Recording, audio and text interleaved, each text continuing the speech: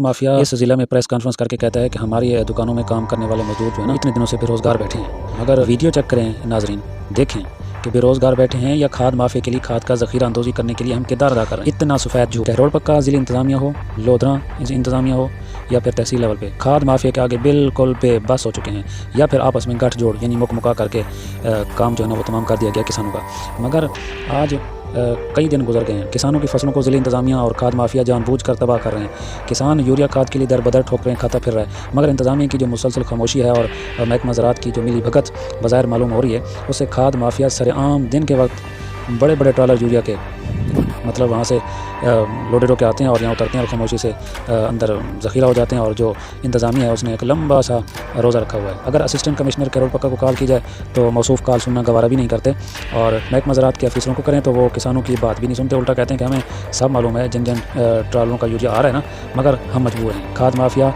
हड़ताल किए हुए हैं, हम क्या कर सकते हैं। जबकि दूसरी जानिब खाद माफिया के मगरिब के वक्त यूरिया खाद के बड़े जो ट्रॉलर हैं वो गोदाम में उतार दी जाते हैं, और उसी वक्त खाली ट्रेलर भी रात का इंतज़ार करने लगते हैं। जैसे रात होती है फिर वही खाली ट्रेलर जो है लोड होकर रात की तरीके में खुर्द बुर्द भी कर दिए जाते हैं। तो इंतज़ामिया भी राज़ी, खाद माफिया भी करोड़पति, ज़राअत अफसर भी माला माल, हड़ताल भी बरकरार, खाद माफिया का घर भी माला माल, मगर रुल गया तो बेचारा सिर्फ किसान। हम मुसलमान बस नाम के रह गए हैं। खौफ खुदा ख़त्म हो चुका, एहसास ख़त्म हो चुका, आवे कावे बिगड़ा हुआ है। वही यूरिया जानबूझकर हड़ताल का बहाना बनाकर जो है किसानों को बेदर्दी से लूटा जा रहा है। रात के वक्त 2450 वाली यूरिया खाद 3450 पूरे 1000 रुपये में मुनाफे के साथ सेल की जा रही है। सीधा 1000 किसानों को ये 1000 रुपये फ़ी बोरी टीका लगाया जा रहा है। इसी 1000 में कई चेहरे शामिल हैं जिन्होंने खामोशी इख्तियार कर रखी है।